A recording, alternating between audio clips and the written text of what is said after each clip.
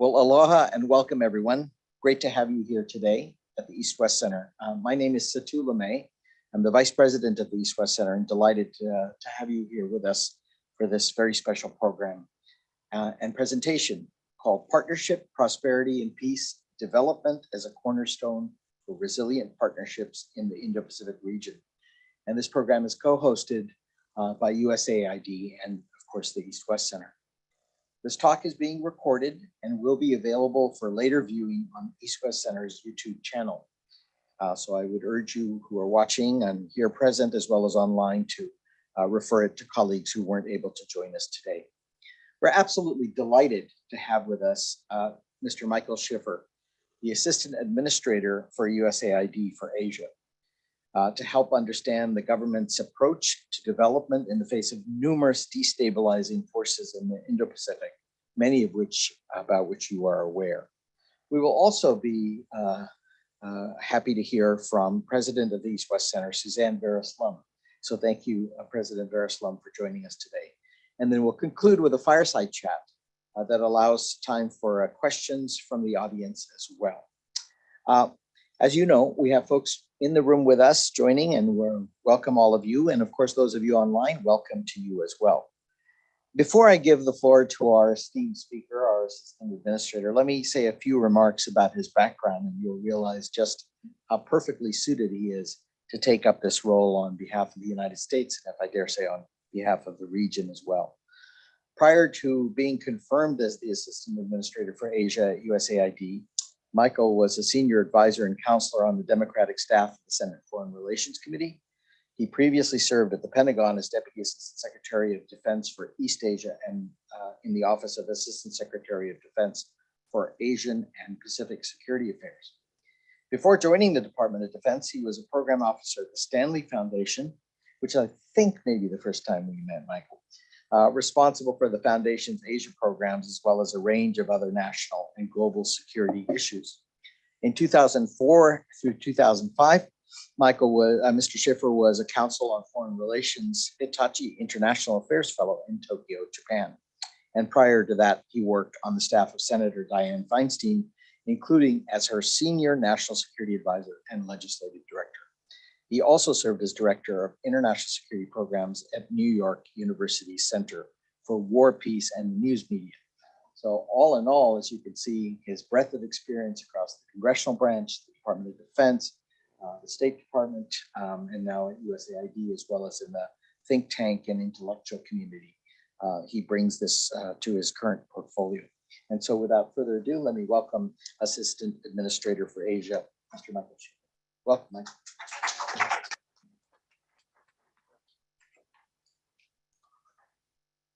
Well, thank you, Satu, for that very, very generous introduction.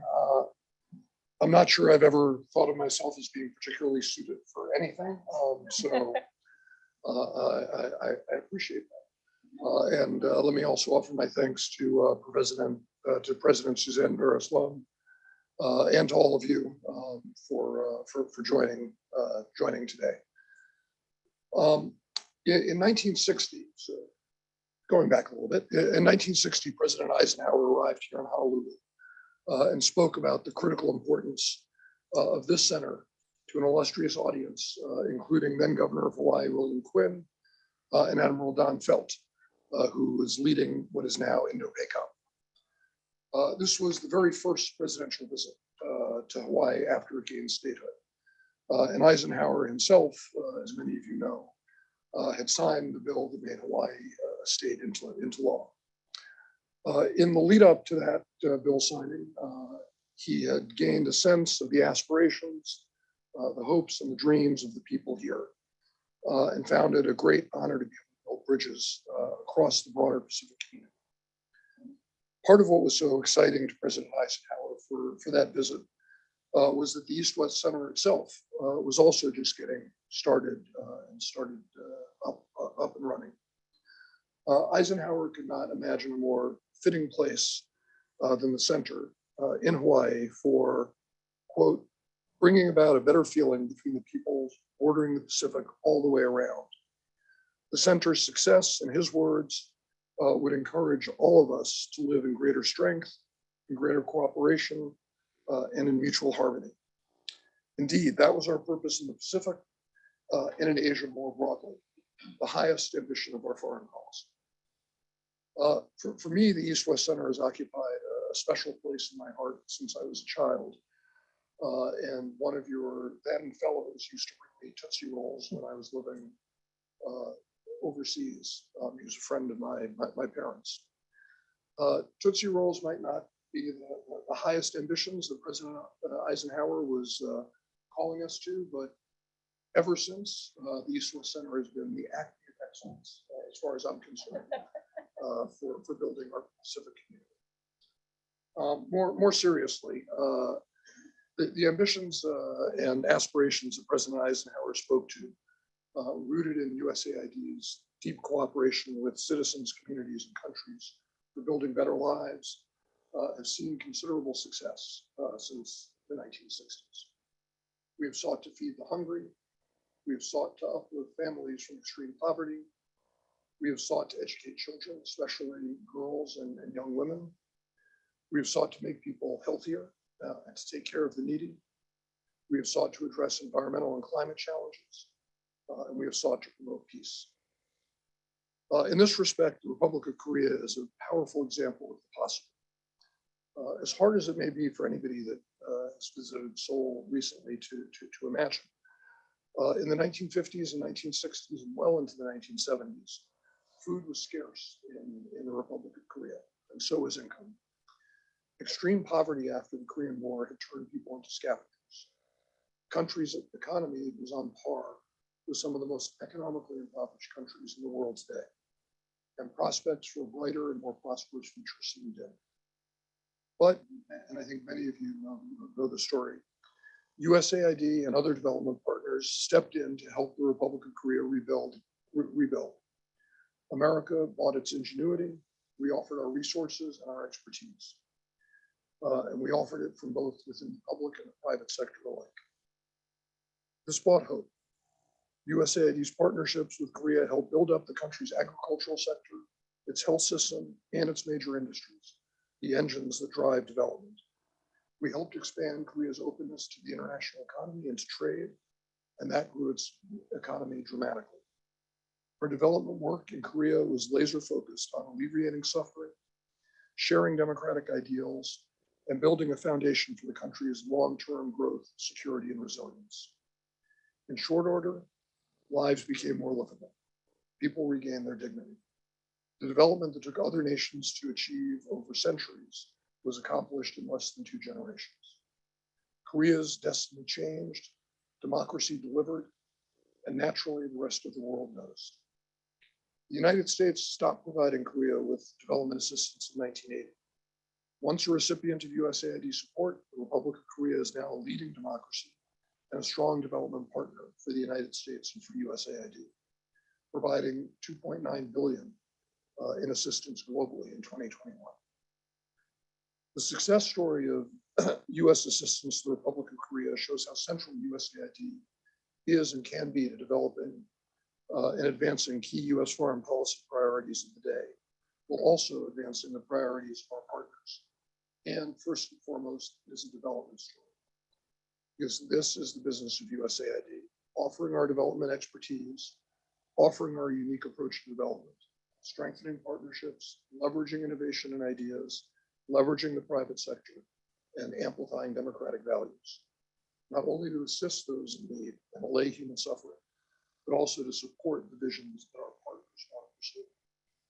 Korea's story of transformation is still inspirational to those of us at USAID. It is proof that democracy delivers.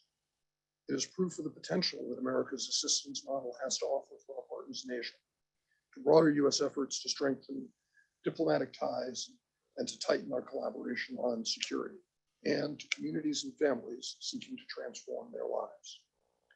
And today, like at no other point in human history, the world is pushing us to transform as countries, as individuals, and as partners in development.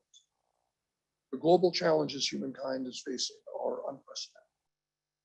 I hardly need to explain that, those challenges to those of you in the room with me or those of you joining us online. Least of all, we face unprecedented challenges in climate change and the interconnected biodiversity crisis. And Hawaii, like many other islands across the Pacific, is truly on the front line of that set of challenges. As coastlines disappear, indigenous flora and fauna are at risk, and agricultural productivity is stressed. Hearing the voices of the people and the nations in the region for increased donor assistance in combating climate change, USAID is working to assist in climate priorities identified by the Pacific Island nations, which I'll speak about more speak more about in a moment. The climate crisis has also become a threat multiplier as we consider the full scope of all of the development challenges that we face. As we weather patterns of drought and heavy rain, restrict our ability to feed ourselves, and force us to think twice about where we live, how we eat, and how we grow food. And tragically, the world's hunger and that food security crisis has only increased due to the Kremlin's unjust war in Ukraine and the disastrous effect that has had on global food supply chains. The world's struggle with the COVID-19 pandemic over the past several years has further underscored just how little these enormous threats care for our national borders. And for a moment, it allowed autocrats to ride high, allowed them to grab control as the regular patterns of our lives and the world were upended. Today, however, as we move into a new year, the US is renewing our charge to approach these challenges here at home and overseas. Against these tests, we've seen the resilience of our system and the strength of our own democracy and our democratic systems throughout the region to weather the consequences on the war of Ukraine, economic challenges, and our own internal divisions. Of course, here at home, we still have a lot of work to do. The democratic processes are, by design, a work in constant progress. And for all the fits and starts that democracy can bring, democracy remains the single best engine that we have to generate justice and prosperity over time. This certainly applies to development as well.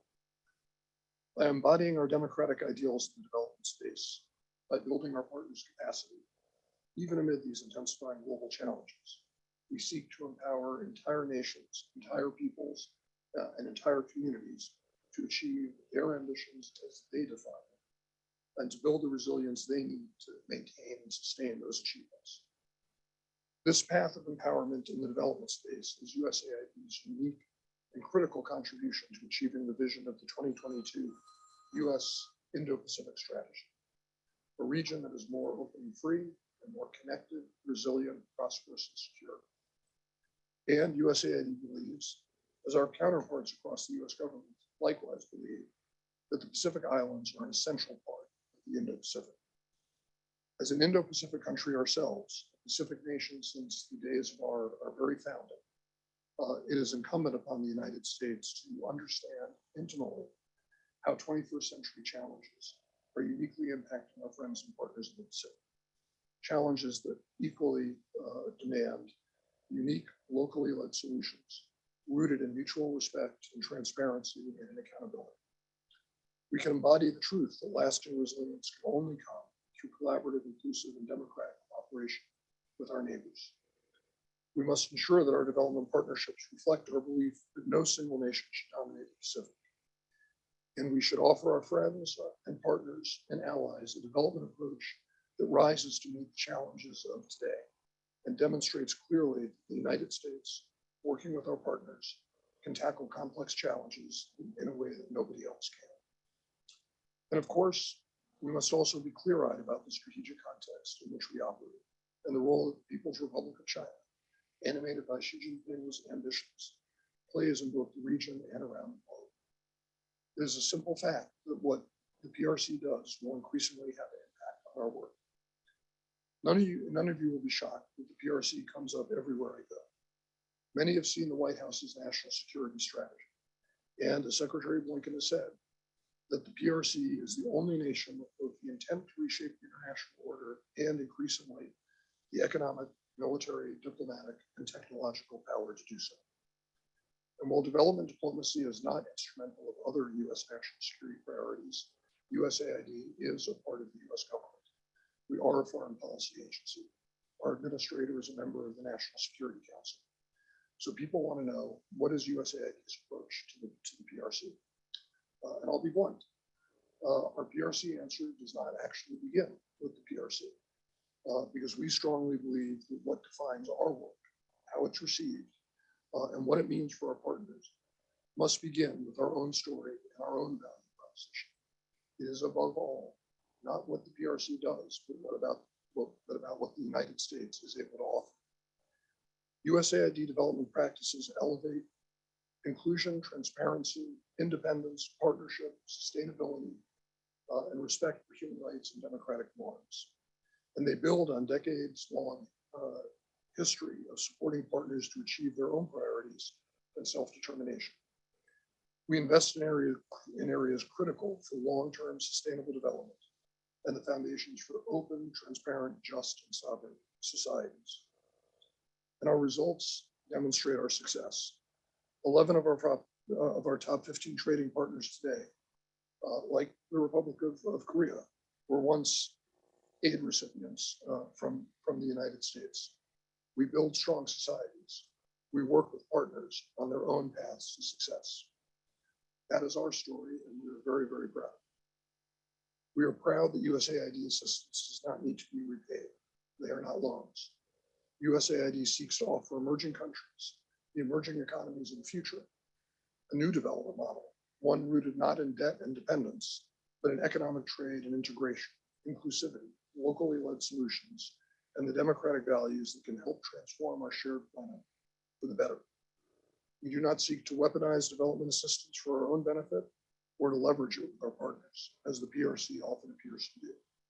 Rather, we pursue development diplomacy to provide public goods and to strengthen the global commons. We are proud of our affirmative approach that advocates good governance, the rule of law, and human rights protections, strengthening the foundations for free and open societies that are connected, secure, prosperous, and resilient. This complements our longstanding practice of emphasizing environmental impact, social impact, and financial sustainability. And yet, at the same time, clear-eyed, we recognize that what Beijing does abroad can have a detrimental impact on our national security interests and those of our partners, and can undermine our affirmative development agenda. We have limited ability to change the decisions that are made by the PRC, but we can work with our allies and our partners to shape the environment in which Beijing operates, and in so doing, to advance our own affirmative vision of an open, transparent, and rules-based societies. This is where development tools can play a critical and central role. USAID can help set the table for the region and the world in which we want to live. We will work with partners to nurture open and rights-affirming digital infrastructure, to foster trusted, accountable, and effective governance institutions, to advance transparent management of natural resources, and to support their ability to make sovereign decisions in line with their interests and values, free from external pressure. We will work with the private sector to unleash economic growth and our partners' potential. And we know that our grants-based assistance can go even further when it is put together with US public and private investments, which far outstrip the resources that the PRC has brought to the table to date. We can do all that, elevating our contributions, doubling down on our commitment, and appealing to the best parts of our rooted history in the region. That is how we will show our value. And that is how we will continue America's leadership in the Indo-Pacific and around the world. That approach is what USAID has to offer our partners in the region. In the Pacific Islands specifically, we work side by side with governments, communities, and local organizations to advance and sustain progress. Today, we are deepening our engagement on shared development priorities across the Pacific Islands, particularly in combating climate change and addressing climate adaptation and resilience, building local capacity, strengthening regional connectivity. We have reaffirmed our commitment to bolstering the resilience of our Pacific Island partners against the existential threats facing them through additional investments as part of the US government's Pacific Partnership Declaration. And we continue to unlock public and private funding in the Pacific Islands that will preserve the region's rich biodiversity, help farmers adopt climate-smart agricultural practices, and assist low-lying communities threatened by rising sea levels. We will also seek to uplift principles of democracy, such as transparency and accountability, which are keys to achieving sustainable climate resilience. USAID is also working directly with our like-minded allies and partners in the region, as well as through coordinating mechanisms such as the Quad and the Partners for the Blue Pacific. By doing so, we were able to leverage each other's resources and technical expertise while ensuring our work is complementary, respects existing regional architecture, and is led and guided by the Pacific Islands and Pacific Islanders themselves. Our efforts align with USAID's first ever Pacific Island Strategic Framework, which is rooted in the Pacific Islands' own objectives and priorities identified in the 2050 Strategy for a Blue Pacific Continent. Our work builds on a foundation of success that reflects the strength of our ties and the potential of our development approach. For example, to boost climate resilience, USAID has helped Pacific Island countries mobilize more than $470 million from multi-donor international funds, including the Global Environmental Facility, the Green Climate Fund, and the Adaptation Fund, and help national governments and regional bodies receive accreditation to be able to access these multi-donor funding resources. To ensure that the Pacific Island countries can access these environmental funds, USAID is working with them to strengthen their capacity to develop inclusive proposals, improve fund management, and to develop systems to monitor projects effectively. Let me share a few examples of what that looks like. First, last year, USAID funded a $103 million proposal to protect the region's marine resources, such as coral reefs and fisheries, as well as the livelihood and food security of communities that depend on it. Second, in the Republic of the Marshall Islands, USAID funded a project to ensure the government is able to protect and secure fresh water that otherwise would be threatened by climate change-linked saltwater intrusion. This will protect clean water for 1 in every 4 Marshall Islanders. And third, in terms of capacity development, USAID worked with the government of Fiji to help the Fiji Development Bank gain accreditation to the Green Climate Fund, which will allow them to submit funding proposals directly going forward. Let me share another example. To boost connectivity and usher in the economic prosperity and resilience that often flows from it, we are making strides to increase bandwidth for the internet in Palau. USAID partnered with Australia and Japan to support the development of an undersea spur cable, Palau Second, that will connect that country to the world's longest undersea cable. Through a $3 million grant agreement with the Australian Department of Foreign Affairs and Trade, USAID is helping Palau's state-owned Palau Submarine Cable Corporation to meet their funding requirements for cable construction, ensuring that our local partners are in the lead. Once complete, the spur will reduce internet outages and interruptions in Palau, incentivizing private investors to do business there, remove an impediment to development, and connect Palauans to the fastest, most reliable, and most secure internet that they have ever had. And finally, we're helping the Pacific Islands to boost their health security. Building on over $57 million in COVID-19 pandemic assistance that USAID has provided to the region since 2020, USAID plans to invest an additional $5 million, subject to the availability of funds, to strengthen Pacific Islands countries' ability to minimize threats posed by emerging infectious diseases, and USAID will support Pacific Island countries as they develop a more skilled health workforce and improve their health systems so that they can better take care of their people. All of these successes are built on the longstanding relationships and respectful partnerships between Pacific Island nations and the United States, on the lasting impact that we developed through our people-centered approach to development, rooted in our ideals, and most critically, on our enduring friendships with our Pacific Island friends. Since 2019, USAID has been working tirelessly to expand our presence in the Pacific Islands. And I'm proud to say that we now have staff in Fiji, Papua New Guinea, the Republic of the Marshall Islands, the Federated States of Micronesia, Palau, and the Solomon Islands. In September 2022, during the first US Pacific Island Country Summit, President Biden announced that USAID is reestablishing our regional mission for the Pacific in Fiji and elevating our presence in Papua New Guinea to a country representative office. This will allow us to expand our presence and programming to benefit more Pacific Islanders, reflecting our commitment to the region. We are grateful for the collaboration that paved the way for this expansion and for the warm reception that our announcement has received in the region. For the Pacific Islands to continue to flourish, each nation should be able to choose their own pathway forward, including how they manage their natural resources and with whom they partner. Across the entire Indo-Pacific region, USAID seeks to show countries the possibilities of a cooperative, inclusive, and to use Administrator Power's phrase, a big-hearted development model, a model rooted in cooperation, in economic trade and integration, in connectivity, not in debt traps or never-ending foreign assistance dependence. In so doing, we offer our Pacific partners a development model that celebrates the Pacific way. As Deputy Secretary of State Sherman said in Honorara this past August, listening to and learning from our partners, especially the Pacific Island nations, to really understand their concerns and find a pathway forward together. USAID's development model reflects and embodies the values of our vision for the Indo-Pacific, one that is free and open, one that is connected, prosperous, resilient, and secure. It is one in which we treat each other as equals, collaborate on solutions, and recognize that democracy, inclusivity, and pluralism offer the surest path to realizing our shared vision. And it is one that understands that it is this kind of dynamic, resilient Indo-Pacific that will serve the peace and prosperity of the world, which is what all of us wish to do. Thank you very much.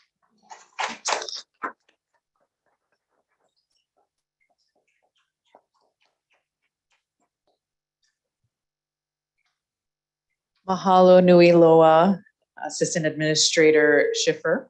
Thank you all for being here, and aloha to all of you online. It was wonderful to hear your comments and your connection to the East-West Center, although it was related to a Tootsie Roll.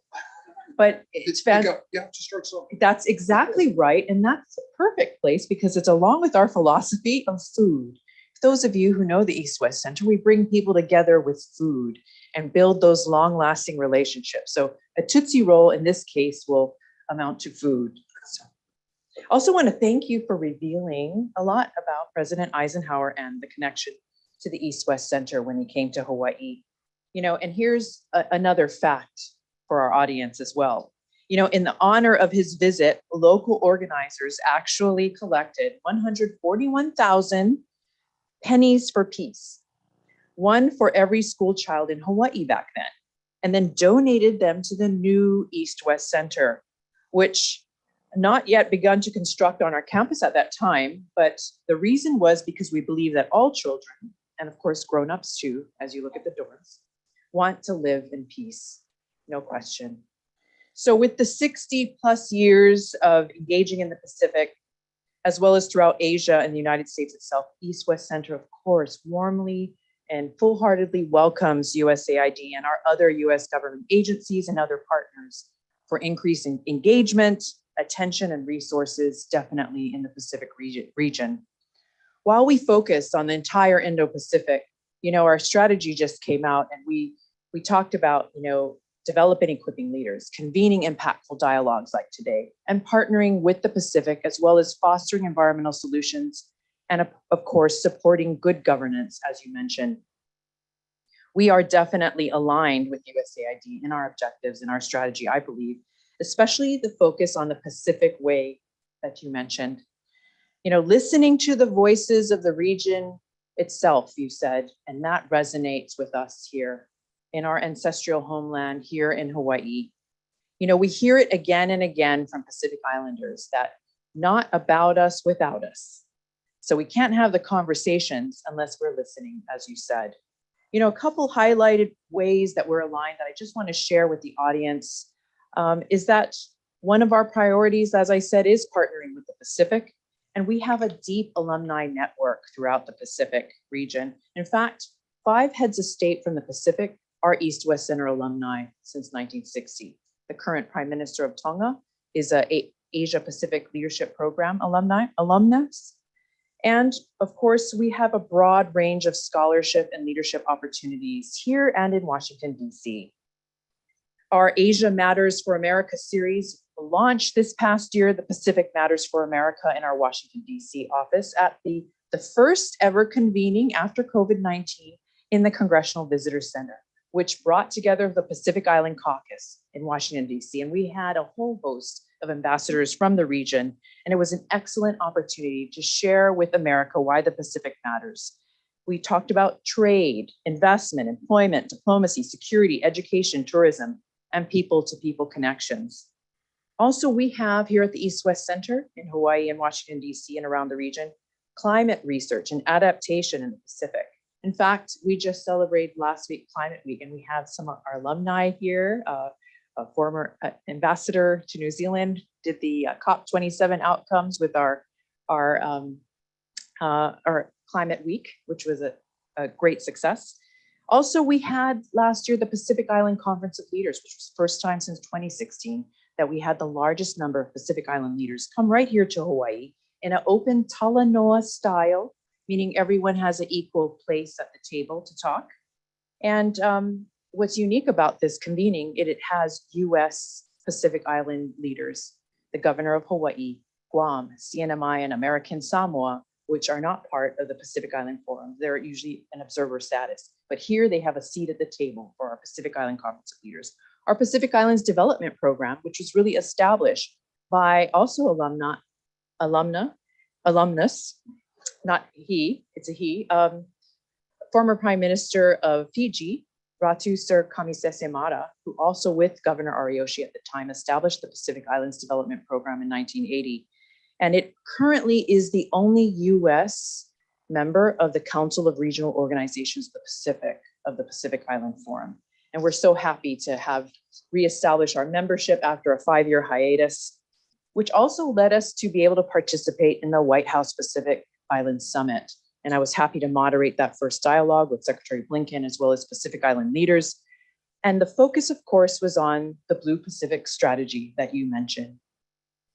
Also, you mentioned project governance and how governance is very important to USAID. So I'm happy to share with everyone that the East-West Center is a member of the Blue Pacific Alliance, which is partnered with USAID in this multifaceted initiative on strengthening democratic institutions and financial governance throughout the region. And we're delighted to have our first 3 project governance graduate fellows. And we have our Dean of Education here, who has welcomed them with open arms, Dean Ann Hartman. But one of them, I just want to say their names, because in the Pacific, when you say someone's name, you invite them into this space and you connect them to the land. So Miss Moya Afoa is from Samoa's Ministry of Agriculture and Fisheries, pursuing a Master of Science in Finance here at the University of Hawaii. We also have Miss Alice Ariori from Papua New Guinea, pursuing a Master's of Law to further her work in election transparency and integrity. And also Mr. Charles Olovi Kabo, Senior Legal Advisor at the Solomon Islands Law Reform Commission, who is also pursuing a Master of Law and hopes to establish a regional legal framework to combat corruption. So very much in line with USAID priorities. So we look forward to continued partnership with USAID and other partners to continue our mission, as was established in 1960 by President Eisenhower then, that we promote relations and understanding among people and nations of the United States, Asia, and the Pacific through cooperative study, research, and dialogue. So grateful to have this dialogue today. Mahalo nui.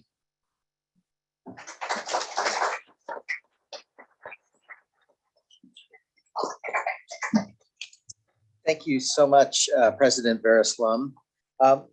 Before we proceed to audience questions and comments, both from those in the room as well as those online, let me take this opportunity to do a short fireside chat with Assistant Administrator Schiffer, and maybe I think you can call me Michael. Oh, it's okay. Thanks, Mike. And just go through some questions. Because of wonderful speech that you gave, I wanted to follow up on a few themes that you raised.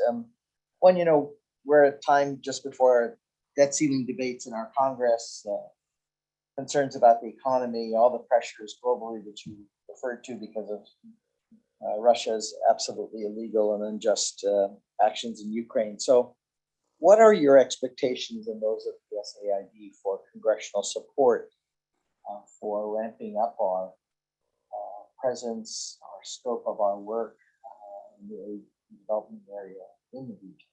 What kinds of issues are being debated? Yeah, I mean, happily, support, bipartisan support for U.S. engagement in the Indo-Pacific and U.S. engagement with the Pacific Islands specifically is one of the few areas where we have seen, not just that support able to weather the storms of the past few years of our politics, but in fact grow.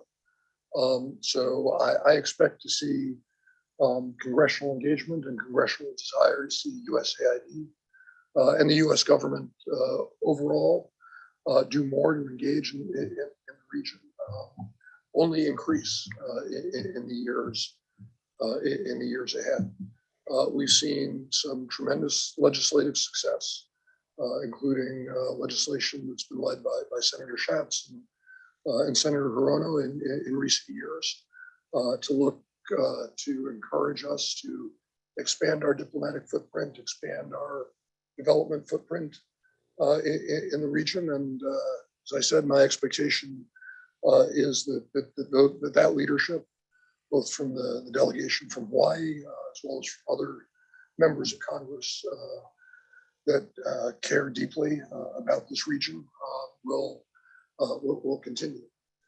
So I'm looking forward, which I know can sometimes be an odd thing for an administration official to say, but I'm looking forward to continuing to work with Congress to develop a strategy and a way forward, and to taking all of the good ideas that the members of Congress have for what we should be doing and linking them together with the thoughts and ideas that we have at USAID, that my colleagues at the State Department, at Indo-PACOM have, as well as other colleagues across the US government. And most importantly, linking them together with the ideas and aspirations of our partners in the region, so that we can together come up with a common approach. It's never easy, but I'm confident that support is there, and that if we enter into it with the right spirit of collaboration, that we can develop a sustainable set of engagements, both on the development diplomacy side, but across all USG activities in the Pacific and in the Indo-Pacific more broadly. Thanks so much, Michael, especially because you've had this congressional experience on the Senate Foreign Relations. It's good to hear your insights about the bipartisan support for this role. And you, the sort of next issue I wanted to raise was something that follows a natural segue from your comments about working with our partners in the region. You mentioned about listening to the Pacific, hearing them. What kinds of things keep coming up? What are some themes that persistently recur? You've just been out to the region to hear views from our development partners. What are some themes and takeaways that you have about what they want from the USAID in particular, but USG as a whole? Yeah, I can offer a couple of thoughts, although I do so guardedly. I'm only a few months into the job at this point, so if I were a newborn infant, I'm not even capable of rolling over yet on my own. But in terms of the conversations that I've had in the past few months, I would say first and foremost, people want us to show up, and to show up in partnership, and to show up in partnership consistently. All too often over the previous several decades, our engagement, our focus has been intermittent and episodic. We need to make sure that changes, and I know that is deep at the heart of what animates the East-West Center as well. Secondly, and most obviously for our friends in the Pacific, it's climate change and climate adaptation and resilience. When you're facing an existential problem, threat, challenge of that nature, everything else tends to take second place, right? Because if we don't figure out ways in which we can work with our friends and our partners in the Pacific to address the resilience and adaptation problems that they face, given the very, very real realities of climate change, even if we are able to be successful in capping things at 1.5 degrees, none of the other work that we do will matter for them. And so that is something that over and over and over again, people raise. And lastly, there is a real desire for us to work with them on locally led solutions. And this, gets back to the listening theme. Happily for USAID, this is very much a piece with the localization agenda that Administrator Power has tried to push out. So there's by happy coincidence, a very nice fit there with our desire to work more with local partners and to make sure that the work that we're doing fits through this lens of localization, and the desire of our partners in this region to make sure that what we are doing as they should, and very much in the nothing about us without us theme, is led by local communities, and the solutions and approaches that we adopt are locally led ones. So those are the first things that spring to mind. I'll be happy to come back in another few months when I can roll over on my own and let you know what else. Absolutely. We will welcome you back. And, of course, listening to our partners, development partners in the region, hearing from them about what they need, what they want, what they'd like to see is critical. So they're the first and perhaps most important stakeholder aside from the American public that is funding this work. But another stakeholder are our partners and allies in particular, not only generally in the Indo-Pacific, but particularly in the Pacific. And if I can just be slightly provocative, it's not always easy to work with development partners, no matter how well-intentioned and aligned we are on strategy. Systems are different, bureaucracies are different, modes of behaving are different, operating are different. What now in this new era, when we have partners of the Blue Pacific, when we have Quad, when we have these ways of partnering with our key allies and partners across the region, how can we better work with them than some of the cases in the past? Yeah, no, I think you've put your finger on a really important question. We are at a time right now, I would offer, where the degree of convergence and alignment between the United States and our partners in the region about what we need to do and what the development priorities have to be has never been greater. That sort of never been greater line is usually empty rhetoric when it comes from government officials. In this case, it happens to be true. So there is no lack of convergence on the strategic priorities and development priorities, no lack of alignment in understanding the importance of the work.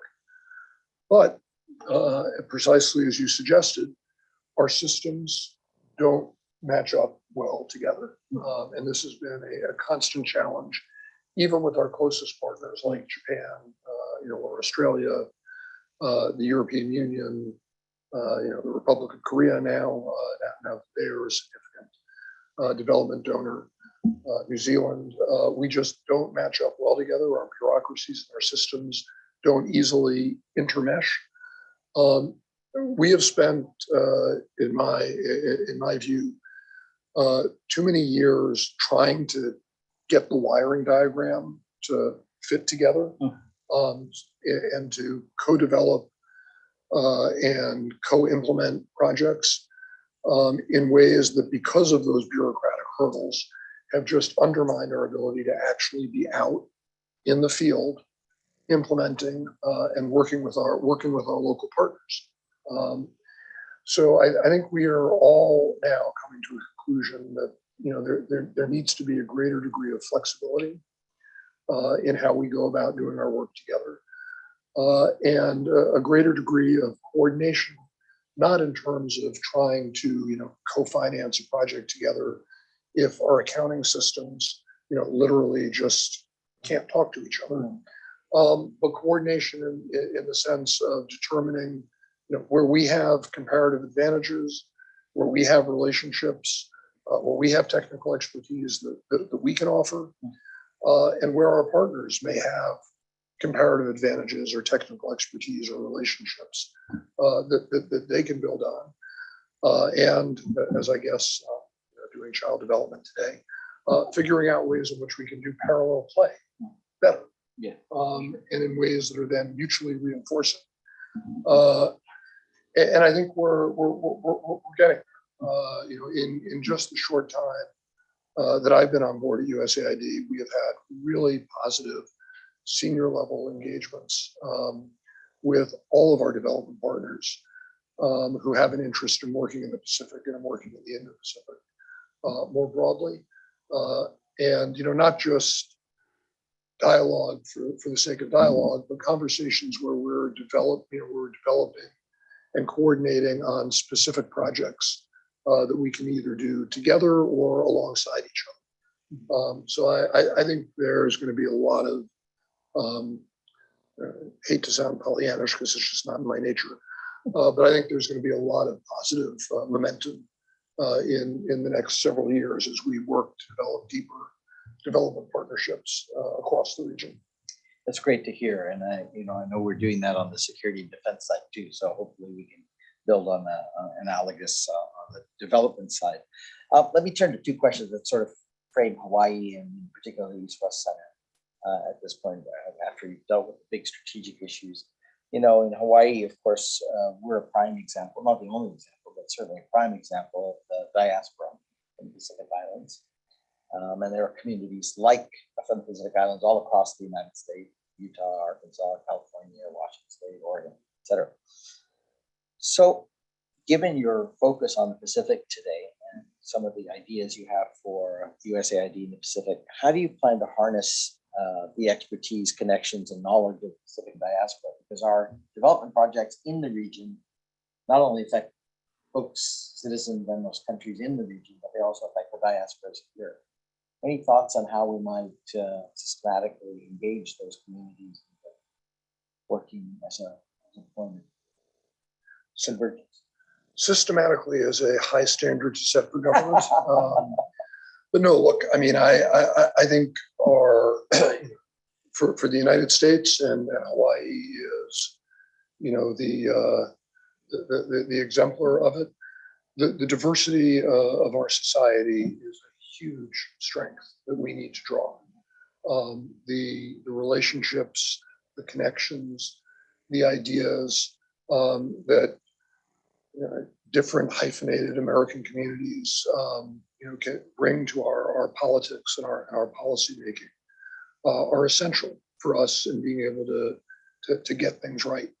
And those are rich and rewarding and important conversations for us to be able to have with members of the diaspora community from the Pacific, from the Indo-Pacific, from all around the world, as we think about and develop and move forward to implement with our development diplomacy.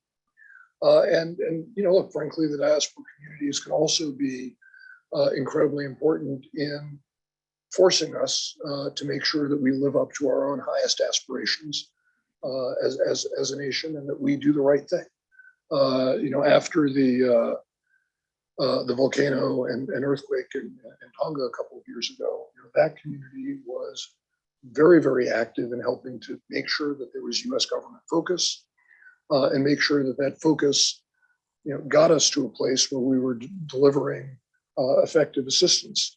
Over, I think it was about $2.5 million from the Bureau of Humanitarian Affairs at USAID to help meet the needs of the people of Tonga. So it's an important set of conversations for us to have, and not to turn the responsibility back on you, but frankly, we count on institutions like the East-West Center to help us to have those conversations and to make sure that we're able to sit and listen and talk to the right sets of people.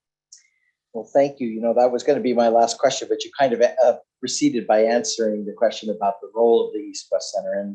And for those of you who don't know, Michael has been a great supporter of the East-West Center for decades. He's been a great help to me in our work in Washington. It's a great return on investment for future series.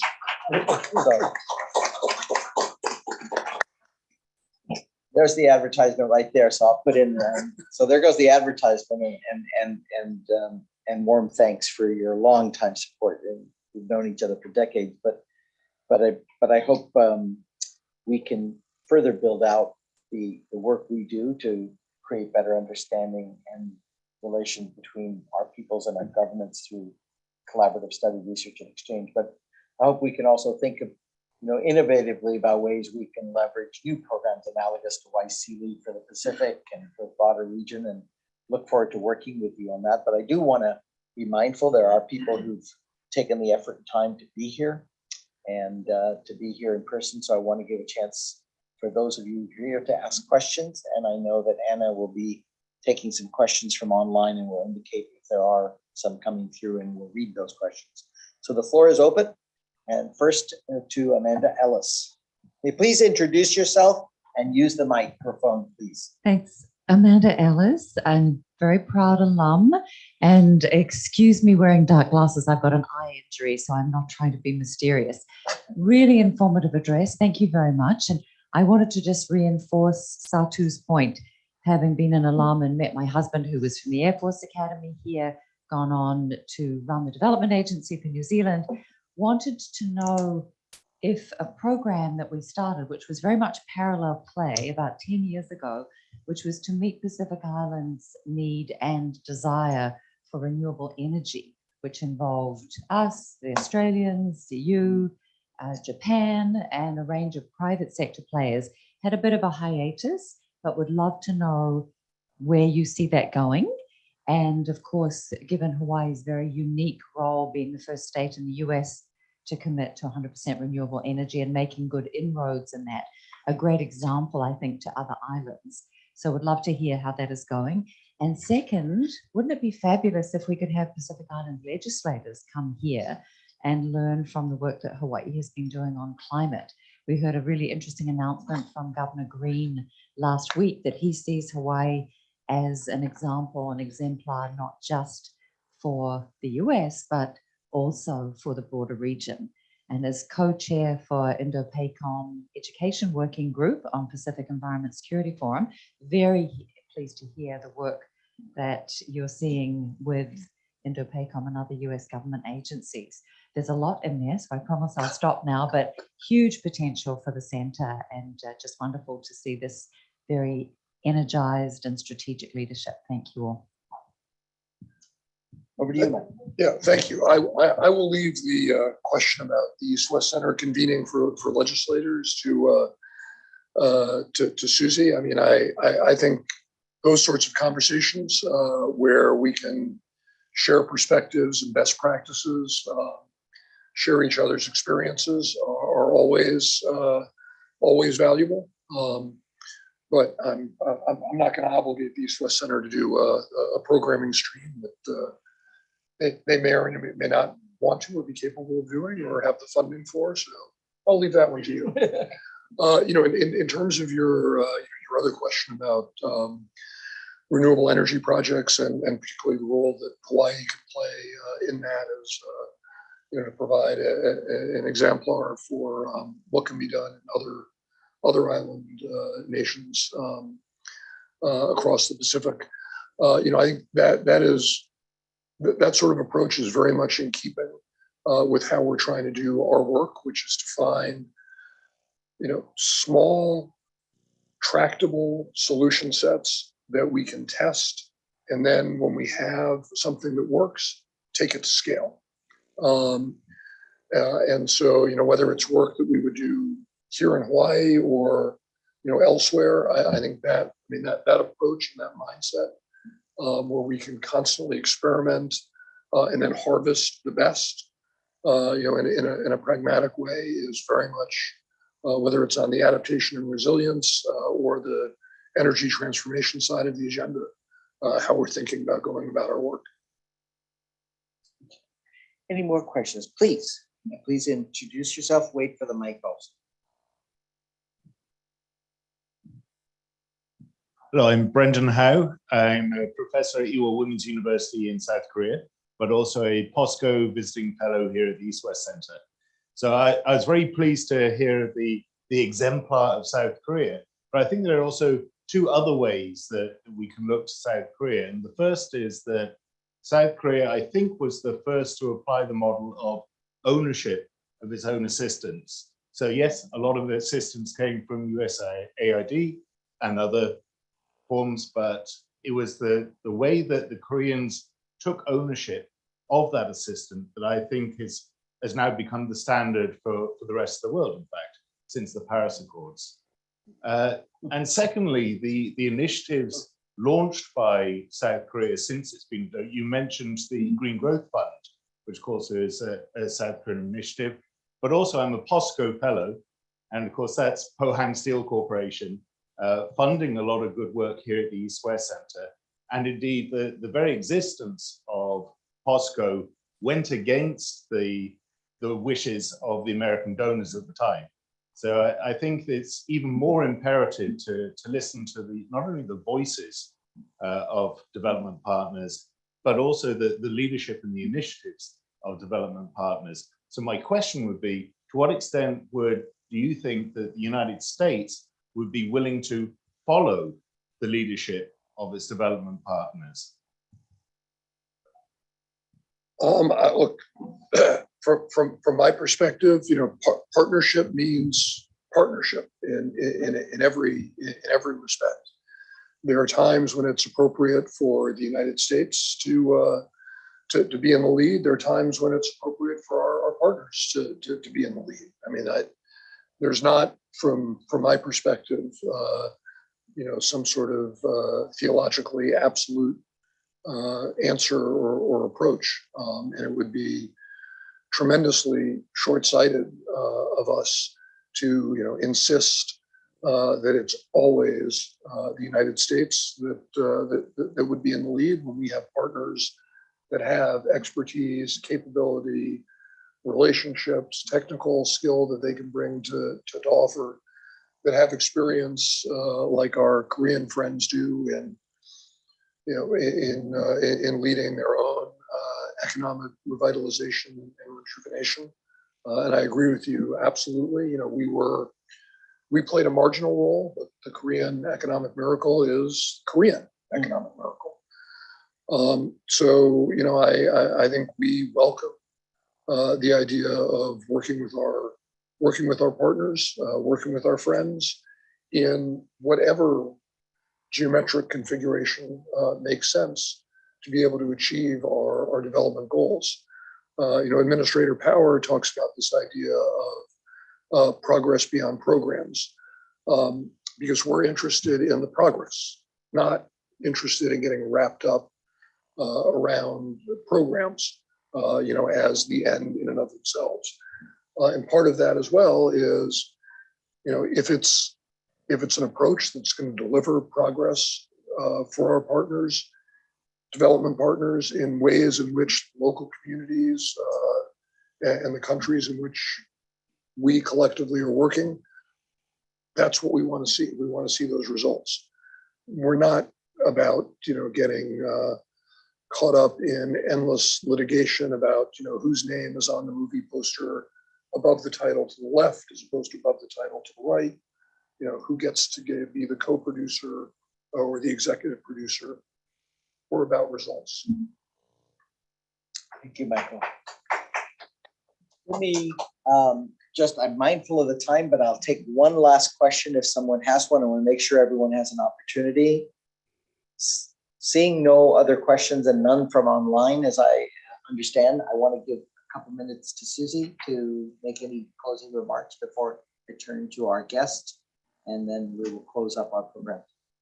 Well, thank you so much, Satu. Thank you, Michael. Thank you so much for sharing the insights, really sparking the dialogue. And I really want to thank everyone who came here today and online, and our team here at the East-West Center for putting this together, because this is part of a continuing conversation. And you've really sparked that in all of us. And I hope that when we leave here today, it's not just another talk, but it's something that we think about and take into action in our own area, that we can do something to partner. We're very excited to continue and expand the partnership with USAID, and we're glad to see you, even though you are an infant. It's okay. We know that it took a long time to get here. And thank you for your service, because this is really work of service. So I know there are many years behind those funny statements you say of hard work and service to people and humanity. So thank you so much. Well, thank you for that. As a baby assistant administrator, I appreciate it deeply. And I'll add one more thing to my earlier comments about where we want to be able to work with the East West Center and with all of you, which is helping to push our thinking, which, as those of you who have worked in governments know, thinking is hard when you're in government. You all are able to help keep us honest, and maybe even more importantly, as we think about some of the development challenges that we face in the region, you all are able to lead beyond the conceptual mainstream in ways that are difficult for government, but which we can shamelessly steal, beg, borrow from, and take for our programs. So please keep thinking, keep innovating. That's a tremendously valuable asset that the East West Center is able to bring to the game. And if you do that, and if you are able to continue, as I know you will, convening across the Pacific, we will certainly do our best to continue to be a good partner and a good friend for the East West Center and for everybody in the Pacific. Thank you so much, Michael, and thank all of you who are here today for making the effort to be here in person. It's really wonderful. I'm so gratified that Michael came all the way from his travels in the region and Washington to make this policy address here. I think it's the first policy address since being confirmed as the assistant administrator. And thank you for his team. And we very much look forward to your further engagement, both of those of you who are here in person as well as online. So if you're not getting our regular invitations, please sign up at eastwestcenter.org events so that you will get early notice of our upcoming programs and conferences and other events. Thank you so very much. Good afternoon to you all. Thank you.